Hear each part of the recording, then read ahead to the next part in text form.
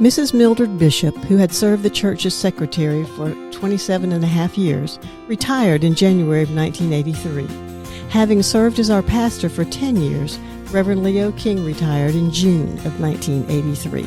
A building committee existed, chaired by Tom McDonald, that had been considering the renovation of our sanctuary. A wish list had been made and was presented at a meeting with architect David Leonard. The committee met on February 19, 1984, but before plans were acted upon, they were put on hold. At the August 1984 Administrative Board meeting, the district superintendent, Dr. Robert Bledsoe, presented demographic information about our church and explained growth patterns in the area. We would be responsible for reaching these new families for Christ, and if we were unable to accomplish this, a new church would be built. Property had already been purchased on Markham Woods Road, and an additional property was being secured in Lake Mary. This information, combined with the problem of available parking space, the rising cost of building maintenance, and the fact that there were already 4 other large churches in the downtown area, led us to look at the possibilities available to us at this point in our history. The Administrative Board authorized a study committee, which was requested to consider 2 questions. Number 1, to remain where we were and develop an aggressive outreach program to be carried out by every member of the church, and to build a strong program to attract new families. The average attendance for July and August of 1984 was 137 in Sunday school and 263 in worship. Question number 2, to move the church to an area where it could be more effectively minister to our current members, as well as the areas where the new growth is taking place. They requested prayers from all members for God's guidance, studied all aspects of the situation, received input from church members, and reported back to the board. Their recommendation was to remain in the present location. The meeting room of Fellowship Hall was full at that November board meeting, and after much heated and diverse discussion, a vote was taken. We stayed. The decision to remain in downtown led to the renovation plans being dusted off, and a well-planned, detailed fundraising campaign began on January 21, 1985, and ended 3 months later with Victory Sunday on March 24th.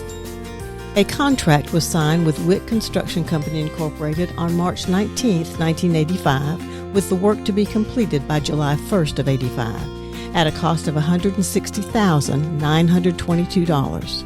The church had to borrow $120,000, but had pledges to repay the loans by March 31st of 88. The last worship service in the sanctuary before renovation was Easter Sunday, April 7, 1985. Services were held in the dining area of Fellowship Hall while the work was in progress. Among other things, the natural wood beauty of the sanctuary was restored and the ceiling was redone to better enhance music. Our decision also impacted the decision by the conference to plant Lakeside Fellowship on the Markham Woods Road property. Grace United Methodist moved from their Airport Road location to the property on Country Club Road in Lake Mary. June of 1985 found many of our youth and adult chaperones taking their first mission/work trip to Mountaintop, Tennessee Outreach Project. These trips continued for many years and were eye-opening and often life-changing experiences. After a fundraising campaign, we were able to purchase a 15-passenger van in January of 88. This was needed by many small groups, especially our youth. The summer of 1990 ushered in a decade of first for the First United Methodist Church as we welcomed our first female clergyperson, Associate Pastor Doris Jeannie Davis, who served with Senior Pastor Gene Gary. Reverend Davis was the final associate pastor appointed to First United Methodist Church Sanford. Therefore, the second parsonage at 302 Satsuma was sold on March 10, 1992. That spring of 1992 brought another change at the First Church. The Lutheran Ministries of Florida gave up their child care license, and after forming a study committee and much discussion at the Administrative Board meeting, we agreed to have the program move into Fellowship Hall. A fenced playground was constructed and the child care served the community under the direction of Carol Reed until it was closed in December of 2012. On the final day of annual conference of 1994 was a time of joy and celebration for FUMC Sanford. Mabel Chapman Thomas was awarded the Harry Denman Award, which honors those whose exceptional ministry of evangelism, expressed in word, sign, and deed, brings people into life-transforming relationships with Jesus Christ. That same morning, Kip Younger and Jim Thomas, members of our church, were ordained as full elders.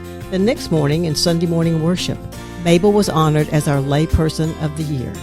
The Denman Award currently hangs in McKinley Hall. March 24, 1996, our church became the setting for a movie, Our Son the Matchmaker, starring Ann Jillian. The sanctuary, our choir, and many church members serving as extras were featured.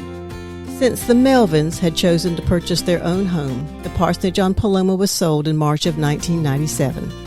The house on 170 Oakview Circle in Lake Mary was purchased in December of 1997 and served as our parsonage until it was sold in 2023. June of 1997 witnessed the arrival of our first female senior pastor, Elizabeth Beth Fogelmiller, along with her family. Loved and admired by many, the appointment was not without challenges for Beth as she led us into the new millennium. We bid the Fogelmillers goodbye on May 7, 2000, and for 6 weeks had the Reverend Ross Geiger, a retired minister, as fill-in pastor. Our new pastor, Jim Bradshaw and family, arrived on June 14th.